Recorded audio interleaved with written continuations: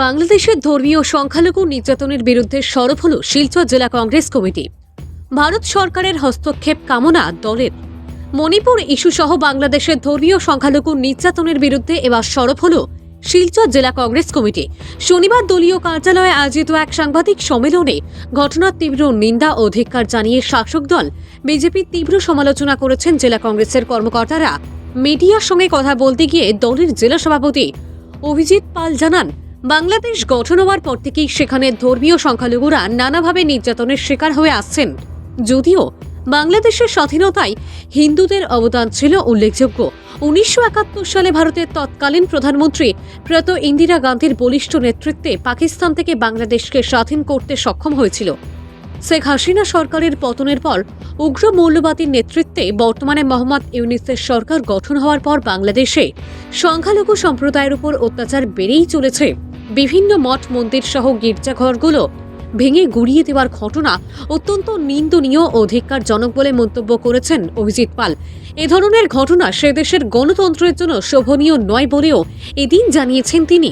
চিন্ময় কৃষ্ণ স্বামীকে আটক করার পাশাপাশি ইসকনের মতো একটি আন্তর্জাতিক সংস্থাকে বয়কট করার যে সিদ্ধান্ত নিয়েছে বাংলাদেশ সরকার, তা কোনোভাবেই মেনে নেওয়া যাবে না।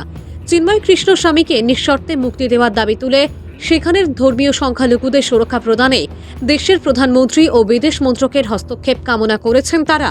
এছাড়া মণিপুর ইস্যুতেও এদিন শাসক দল বিজেপির তীব্র সমালোচনা করেছেন জেলা কংগ্রেসের কর্মকর্তারা।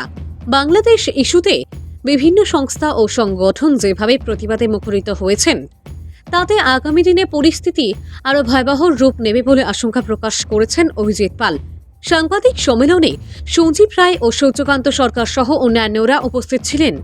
আমাদের পার্শ্ববর্তী দেশ বাংলাদেশে যেভাবে ধর্মীয় সংখ্যালঘুদের উপর অত্যাচার চলছে, তা আমি তীব্র ভাষায় নিন্দা এবং ধিক্কার জানাই।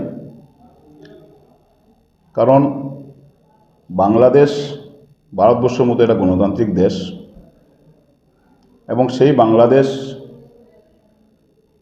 গঠন হওয়ার পর থেকে আজকে যেভাবে বাংলাদেশ স্বাধীনতার সময় এখানে হিন্দু ভাই বোনদেরও অনেক অবদান ছিল স্বাধীনতাতে, এবং বিশেষ করে এটা বললে চলবে না যে 1971 ইংরাজিতে তৎকালীন ভারতবর্ষের প্রয়াত প্রধানমন্ত্রী ইন্দিরা গান্ধীর বলিষ্ঠ নেতৃত্বে সেই পাকিস্তান থেকে বাংলাদেশকে স্বাধীনতা লাভ করা সক্ষম হয়েছিল।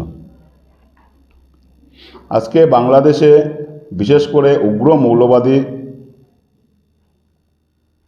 নেতৃত্বে বর্তমানে মোহাম্মদ ইউনূসের যে সরকার, অন্তর্বর্তী সরকার, সেই সরকার গঠন হওয়ার পর থেকেই যেভাবে বিভিন্ন সংখ্যালঘু ধর্মাবলম্বীদের উপর অত্যাচার চলছে, মন্দির, গির্জা, মঠ যেভাবে হামলা চলছে, সেটা অত্যন্ত নিন্দনীয় ব্যাপার। যে কোনো দেশে সংখ্যালঘুদের উপর অত্যাচার, সেটা সেই দেশের গণতন্ত্রের পক্ষে শোভনীয় নয়। আজকে আমরা দেখেছি যে গত 4-5 দিন ধরে বিশেষ করে যেভাবে ইসকনের প্রভু চিন্ময়ানন্দজি মহারাজকে যেভাবে আটক করা হয়েছে, এবং ইসকনের মতো একটা বিশ্বব্যাপী একটা সেবা সংস্থাকে যেভাবে এখানে বয়কট করার যে সিদ্ধান্ত নেওয়ার জন্য যেভাবে চলছে, সেটাকে অত্যন্ত নিন্দনীয় ব্যাপার। অতি সত্বর যেন চিন্ময় প্রভুকে বাংলাদেশ সরকার মুক্তি দেয়। এবং আমরা দেখেছি চিন্ময় প্রভুকে 2জন সেবক গিয়েছিল জেলে প্রসাদ নিয়ে, ওনাদেরকেও গ্রেপ্তার করা হয়েছে। এইভাবে যে বাংলাদেশ সরকার যেভাবে হিন্দুদের উপর বা খ্রিস্টান, বুদ্ধিস্ট, সংখ্যালঘু ধর্মাবলম্বীর উপর যেভাবে অত্যাচার চালিয়ে যাচ্ছে, তা আমি বিশেষ করে ভারতবর্ষের প্রধানমন্ত্রী এবং বিদেশমন্ত্রী কাছে অনুরোধ করব, ওনারা যেন হস্তক্ষেপ করেন। যেহেতু আমাদের পার্শ্ববর্তী দেশ, ওনাদের যেন বলিষ্ঠ পদক্ষেপ নিয়ে বাংলাদেশের যেন সংখ্যালঘুদেরকে সুরক্ষিত করা হয়। আমরা দেখেছি আজকে প্রায় 1.5 বছর ধরে মণিপুরে যেভাবে অশান্তি বিরাজ করছে এবং বাংলাদেশের এই সংখ্যালঘুদের উপর অকথ্য ভাষায় যে নির্যাতন চলছে, কিন্তু ভারতবর্ষের প্রধানমন্ত্রী, ভারতবর্ষের বিদেশমন্ত্রী এবং আমাদের আসামের মুখ্যমন্ত্রী সেই ব্যাপারে কোনো ধরনের কোনো বলিষ্ঠ কোনো পদক্ষেপ নিতে আমরা দেখিনি, ওনাদের কোনো বক্তব্য আমরা দেখিনি। আমরা অনুরোধ করব ভারত সরকারকে, ভারত সরকার প্রধানমন্ত্রীকে, যেভাবে আমাদের নেত্রী প্রিয়াঙ্কা গান্ধীজি সেদিন শপথ গ্রহণ করেই উনি যেভাবে সংসদে সেই বাংলাদেশের ব্যাপারে হস্তক্ষেপ করার জন্য ভারত সরকারকে অনুরোধ জানিয়েছেন, আমরাও প্রিয়াঙ্কা গান্ধীজির সেই যে নেতৃত্ব, ওনার যে বলিষ্ঠ, ওনার যে পদক্ষেপ, উনি যেভাবে ভারত সরকারের প্রতি ওনার অনুরোধ করেছেন, আমরা কংগ্রেস দল আমরা অনুরোধ জানাই যেন অতি সত্বর ভারত সরকার সেই ব্যাপারে পদক্ষেপ নিয়ে যেন বাংলাদেশে শান্তি ফিরিয়ে আসে।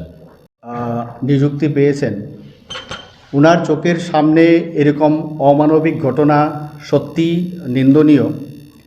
আমি আপনাদের মাধ্যমে ইতিমধ্যে আমাদের জেলা কংগ্রেস সভাপতি, আপনারা হয়তো জানেন না, আমাদের অল ইন্ডিয়া কংগ্রেস কমিটির মিডিয়া সেলের চেয়ারম্যান পবন খেরাজি অফিসিয়ালি বিবৃতি দিয়েছেন এবং কন্ডেম করেছেন, এবং আমাদের বিভিন্ন স্তরের নেতৃবর্গরাও কন্ডেম করেছেন। আমরাও এই বিষয়টা নিয়ে কন্ডেম করছি যে বাংলাদেশ যখন সংখ্যালঘু সম্প্রদায় তাদের 8 দফা দাবি নিয়ে আন্দোলন করছিলেন, এই আন্দোলনকে বানচাল করে ওনাদের গণতান্ত্রিক অধিকার ধ্বংস করে যেভাবে সাধু সন্তদেরকে জেলে ফুঁড়ে দেওয়া হয়েছে, এটার আমরা তীব্র ধিক্কার এবং নিন্দা জানাই। এবং আপনাদের মাধ্যমে আমাদের আসামের মুখ্যমন্ত্রী সহ ভারতবর্ষের প্রধানমন্ত্রী মহাশয়ের প্রতি আমরা অনুরোধ করব যাতে ডিপ্লোম্যাটিক ডায়ালগের মাধ্যমে শান্তি সম্প্রীতি বাংলাদেশে ফিরিয়ে আনা যায়, এটার জন্য আমরা আবেদন জানাচ্ছি। ছাত্র এবং ছাত্রই একটা দেশের মেরুদণ্ড। আজকে যেভাবে একটা মাইন্ডসেট তৈরি করা হয়েছে বাংলাদেশে, এবং ছাত্ররা ভারতের জাতীয় পতাকার উপর থেকে হেঁটে ওরা ইউনিভার্সিটি প্রবেশ করছে, এটা আমি বলবো শুধু 2-4টা ছাত্রর ব্যাপার না, এটা বাংলাদেশের মাইন্ডসেট হয়ে গেছে আজকে। তাই আমরা জেলা কংগ্রেস থেকে আমরা এটা নিন্দা ও ধিক্কার জানাচ্ছি, এবং আমরা এটাকে অন্যভাবে দেখছি যে এটাকে রাষ্ট্রসংঘকে এখানে ইন্টারফেয়ার করার প্রয়োজন। ভারত সরকারের কাছে দাবি আমরা রাখছি যে সেখানে যারা মাইনরিটি আছেন ওদের সুরক্ষা দেওয়ার জন্য, সাথে কিন্তু এটা দাবি থাকলো যে রাষ্ট্রসংঘ এই বাংলাদেশের ইন্টারনাল ব্যাপারে ইন্টারফেয়ার করুক, যাতে এইরকম ঘটনা না ঘটে। নাহলে আগামী দিনে সেটা বাংলাদেশের জন্য ভয়াবহ পরিস্থিতি দাঁড়াবে। কারণ যার জল থেকে আরম্ভ করে বায়ু পর্যন্ত ভারতবর্ষ হয়ে যেতে হয়, সেখানে যদি নাগরিকরা আজকে এক কাঠা হয়ে দাঁড়িয়ে যায়, তাহলে ভারত সরকারও বাউন্ড হবে সেখানে পণ্য রপ্তানি করতে। আমাদের রাষ্ট্রসংঘের কাছে দাবি থাকলো এটাকে ইন্টারফেয়ার করার জন্য।